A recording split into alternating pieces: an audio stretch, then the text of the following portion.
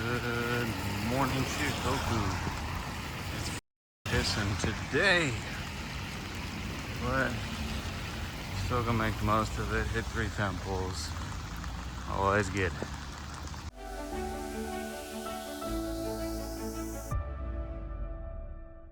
So day 14, hit temples 29 and 30 today. Yep, about 15 miles we logged. Hot, sunny Very hot day. It said, I think at the high end it was 75, felt like 80, and boy did it. Sure did, yeah. And we thought we would take a little bit of time to enjoy Kochi, this large city that we're in. So we had planned it in a way that we would hit these couple of temples, make our way to the guest accommodations, which oddly were not on the trail. But when I looked, there wasn't a lot that was sort of right along the trail. So the area that we're at seems to be more of a hotel district, if you can call it that, near the Kochi Castle and the shopping district. Yeah, so I mean, we got here and then went over that way. We saw the Hirome Market, which after being sort of in desolate areas, a little overwhelming. Yeah. A little like sensory overload with that many options that close together. Yeah, it was a big enclosed hall that had a gazillion food choices. It was kind of cool, but like you said, it's just like, and we hadn't eaten since breakfast, and we need food. Like, we just need normal food. We maybe didn't set ourselves up for success in that. Because, we woke up and ate right around 6:45. Yeah. Maybe Had a snack. a really nice lightish breakfast with some salad and orange and miso soup that the host made for us. It's very delightful, but a little on the lighter side, yeah. And then some snacks, walking in the heat, we were somewhat dehydrated, and we got to our place to drop our bags probably 1:30. Yeah, we hadn't eaten anything else since then. So Yeah. You're looking at 6-7 hours since we last really had a meal, and that was a little too long. Yeah. A little too long. Yeah. I know I personally was getting pretty agitated at you, at the world, and Me? What? After just over 2 weeks? That's surprising. yeah, I think that's realistic. These tiny little confined rooms, whether it's sleeping habits, eating habits, walking habits, like I'm sure, there's things that each of us do to annoy the other person as this time goes on. Thankfully, we have this calming pink wall tonight, though, so I think that's helping. Yeah, that with the traffic noise, I'm gonna sleep. Yeah, the streetcar going by and outside. A couple things we've talked about pretty frequently is how much farmland they have for a country that's so space confined. Yeah, they'll literally have small plots of land where they're growing what seems to be a shitload of onions or rice, have lots and lots of greenhouses, and then they'll have like a 8-plex right next to the little farmhouse. It's so funny to see the apartment building next to these fields, but we did walk through some of those today. Thought it was pretty cool. I mean, we were on these tiny little dirt paths between them. Yeah. It was, I think, a path's just big enough for this little K-truck to get there. And Barely, yeah. It was. If it wasn't so damn hot, it probably would have been a lot prettier, Yeah. Or I would have maybe enjoyed it a little bit more. We saw a lot of cats today. Yeah. And a lot of cats in general. Got to touch one today. That's unusual. Yeah, that's true. And that was coming down from the Kochi Castle, which is, I think, was built in the 15th century. And then rebuilt again in the 17 somethings. Yes, in the 1727 or something, it burned down and had to be rebuilt, and it's gone through a series of destructive earthquakes or fires, and barely missed a bombing campaign in the World War II. I mean, so it's been through a lot, but I think there were pictures you said of all 100 castles. They had some sort of exhibition or exhibit there that was talking about it's like one of 100 castles that are still in Japan. So Yeah. I mean, most of it was in Japanese, so I didn't really catch much, but Yeah, but it was really interesting, really well preserved, really kind of neat. And I know that they even said that there's a mini series or something like that, and some of it was filmed there, English about Japan, but there's a, I think, mini series, so it could be cool to catch that. yeah, I get the feeling it was like a J drama. Like it's gonna be all in Japanese. Oh, never mind. Yeah. Hard to watch without subtitles. Day 15. Day 15. We are, as far as mileage goes, about, what is that? Third of the way? Just under 250. Mm-hmm. Oh, Yeah. pretty nuts. How was your day today? It started out pretty miserable. Like, albeit it was nice to have that path along the river, seeing the fish jump, things like that. That was pretty cool. But damn, did it rain. And it rained like crazy. Torrential downpour. Yeah. Oh my God.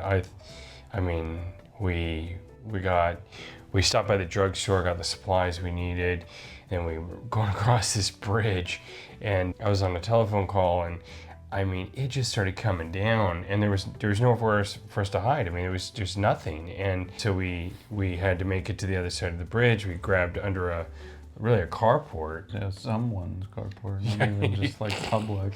Yeah, and this was right at the sort of the base of the hill that was going up to 31, right? Well, yeah, I mean, because we had put it on after the rain gear after the drugstore, and then I was like, okay, I'm hot, and it's not raining, I'm gonna take it off, and that must have But at that point, we were just wearing jackets, not pants. And that must have just tempted fate, because they just said, boom, you're soaking wet. Yeah.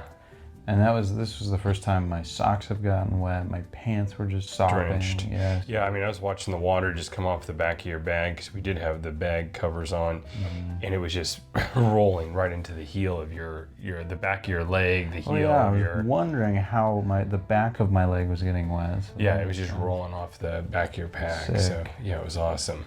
Yeah, then we had to practically unpack our bags to get the rain pants out, get everything geared up, and before we left we had scotch guarded all that stuff, and the amount of rain that was coming down, it penetrated for sure. Yeah, I was gonna say the bottom of my bag, even though I had the cover on, I don't know if it was coming in from my back or just puddling at the bottom, but there I had a little like brochure in there that got just wrecked. I'm currently drying out my stamp book, because it was in a Ziploc baggie. How that managed to get wet, I don't know, but yeah, it's crazy amounts of rain, and so we made it up. 31, nice temple, but we were soaking wet. Quite pretty. Had that like a 5-story pagoda. Yeah, that was actually very pretty. Really pretty, and some of the trees were in blossom, so it was really pretty. And then pretty much wore the rain gear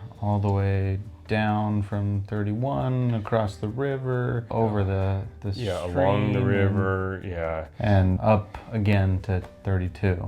Yeah, and it was a hike up to 32 and a good rain. But at that point, it pretty much, I think we got done with 32. It was about noon, and I think we decided to go no rain gear. Yeah, never put it back on. Well, I think we were wearing the jacket, but that was it. Okay. And at lunch, we ditched that even. Yeah. There was a free ferry, which was really nice. Saved us, probably a mile and a half, 2 miles, so that was cool. We got a great lunch. Yeah. And walked, it was like 2 o'clock, so it was a little bit late, but we got lunch. It was 900 yen, and it was a bowl of noodles and a bowl of chicken and rice with the bonito flakes. Yeah, it was a half serving of udon, the chicken karaage, and then the bonito flakes with the rice and seaweed, and it was 900 yen turned out to be about $5.66 for that meal. That was crazy. Well, and also the weird thing was German cruise ship that just randomly decided to dock. Yeah. There's nothing around where we were. If they wanted to walk, because we saw a lot of them walking back to Kochi, it would have been like an hour and a half walk plus, and it's just, like you said, it was raining most of the day, so it was weird. And it was swarms of just Europeans. Yeah, you looked up the cruise liner, and what was it, a German cruise liner with 11 ships or something, but it didn't look like the most modern ship, I wouldn't say. Accommodations for the night? Yeah, so I mean, literally across the street from Temple 33. It was funny, we're like, should we drop our packs first or not drop our packs? And we get to Temple 33 and we're like, I think that's our accommodation on that side of the street. This is the temple. So we did temple, came across the street. Very nice accommodations. We have our standard tatami room where we'll have our futons. Nice facilities, you know, great. We just had a great dinner. We're the only English speaking people in the crowd. Well, yeah, you could even just say only white people. I mean, yeah. Yeah. So There was, yeah, we were, I was like, I asked him midway through, I was like, how do we make this reservation? Do we have somebody call? Because there's no way, like, if... I'm like, no, I emailed it. I got it. I was gonna say, I feel like if reservations are easy to make, there's usually tons of foreigners, and then if they're hard to make, they're, you know, locals. And this one... Yeah. Well, I think it's interesting to compare this one, and I think you can always tell by the yukata that we have on that how nice a place is or whatever. But last night we were in the main city of Kochi, and really there was no accommodations along the trail, so we had to choose something that was off the trail. We did this Lulu hostel, and you know, it was nice and kind of had a little hip young person vibe, not so cool for a guy my age, and you know, they had this communal meal where everybody sat around the table and ate together and things like that. But it just probably wasn't our jam. We were the only two Henros in that place. Yeah, I didn't see anyone. Most people were like, well, what are you doing here? And it's like, well, the same thing everybody's doing. Oh wait, that's not the case at this. Yeah, that was having to explain was interesting. I mean, it was nice talking to the people, and there were still people, you know, like I said, similar to like a pilgrim meal, you know, Yeah. because there was a kid from Canada, a kid from Chile, and there was a Japanese girl and a Japanese guy, and there was the folks that own the place, and I felt like everyone that was eating dinner with us either worked there or owned it. Yeah. I don't know how they afford that, but whatever. No, it was, you could tell just from the quiet hours, it was Right. not Henro centric.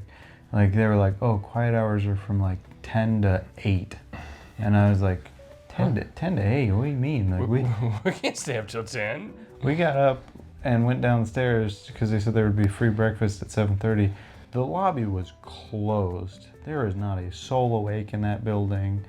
We're just like, all right, We're out. see you later. Yeah. So it seems like a nice place, and there was certainly a nice sure, couple yeah. that ran it, but probably not a really good choice for a pilgrim. No, but like we said, it's, you know, accommodation dependent. Yeah. And, Yeah. unfortunately, we just couldn't find anything else that day, so that's what we had. There we are. Thank you guys so much for watching. If you do enjoy this content, please leave us a like, leave us a comment, drop a subscribe, and we will see you in the next one. You take care now. Bye-bye.